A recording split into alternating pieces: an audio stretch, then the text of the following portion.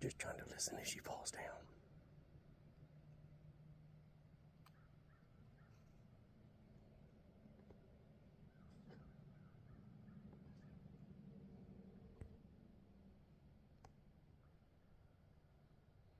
That looked like a really good shot. Maybe just a tad high. But she was only about 8-9 yards. Felt really good, looked really good to me. Pretty sure the arrow made it out the other side, but not all the way through. Must have hit some ribs. So, she's run up on that other hill. And I haven't heard a crash yet. So, we're gonna sit back. Maybe we'll get lucky the big buck will come through here. There's some really nice rubs up and down through here. That there was a doe and a yearling running together.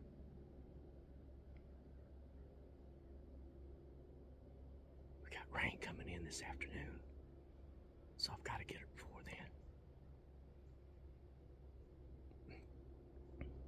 But all right, it's still way early, so I'm gonna get quiet again and see what happens. It's only a little after 7. It was just starting to get light enough to do a intro. Wasn't time for that today. So, we'll just sit back, relax, and hopefully that's our second kill with the Thunderchild by Big Jim.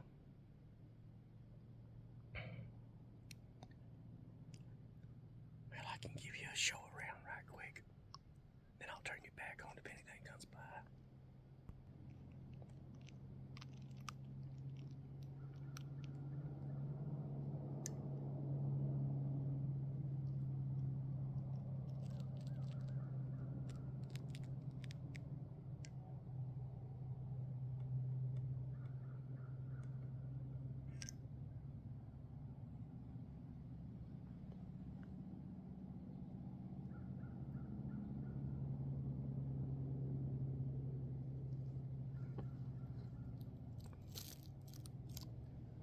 That trail you see there, I raked it out yesterday with a four-wheeler and a tire, and they're already using it.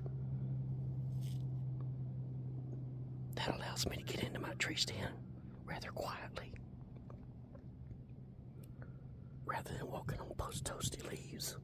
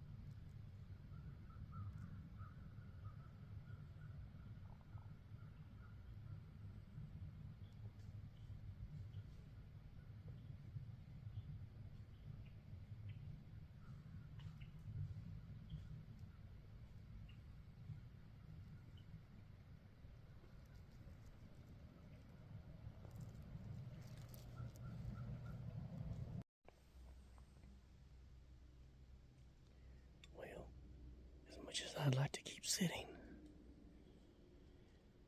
Nice morning like it is. Guess it's about time to get down and go see if I can find that doe. My voice is a little bit going up and down. Got a little bit of a cold, so it's messing with my nasal and my voice.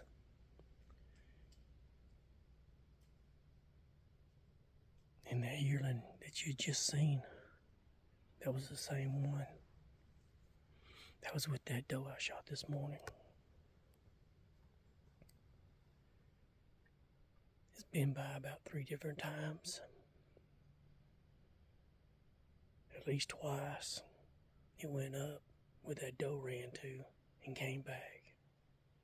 So there's a real good chance that's where she's at. She's up on that next ridge. She probably made it about 75. My voice. About 75 to 100 yards maybe. And I noticed when I was filming that yearling, my arrow was right over there on the ground. Looks like most of it's there. Man, my voice. And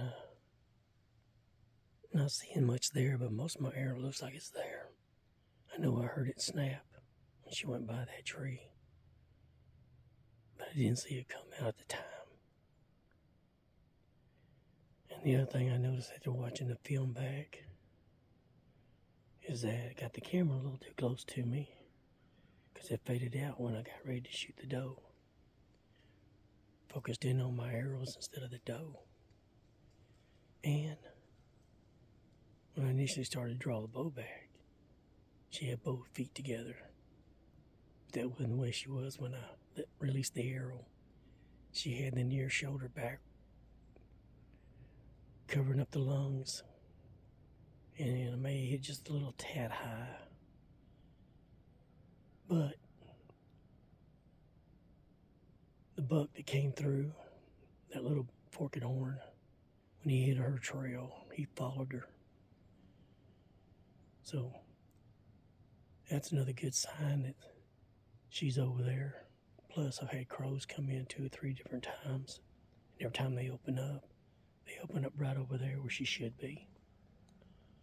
So we got that going for us. And hopefully, that's where she's at. So I'm going to get down, recover the arrow, get on the blood trail. Hope there is a blood trail. And if there's not, I have to call on my woodsmanship and see if I can track her down.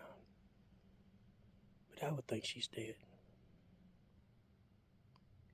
Really surprised that VPA Broadhead 175 didn't get all the way through her and pull out the other side. So I must have hit the rib on the far side. Just perfect. We'll soon find out what happened though. I've steadily been hearing the other deer walk through the area. Haven't laid eyes on them, but I can hear them walking through the oaks.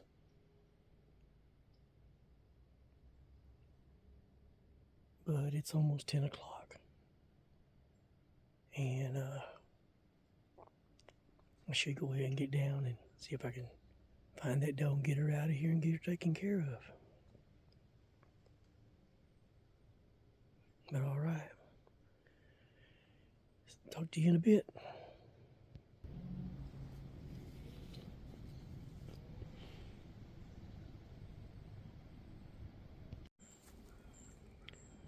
Well, there's the arrow. Oh. Well, got some bright blood on it. Get that leaf off there. See about how much arrow's missing here. See it up inside her. No. Counting the broadhead. Probably 10 inches. So that's not bad. But I probably didn't get an exit wound, although surely thought I did upon impact. If I did get a pass through, Definitely won't find that broadhead more than likely. Unless I got a blood trail to follow. So, I'll get on that and turn you back on if I find anything.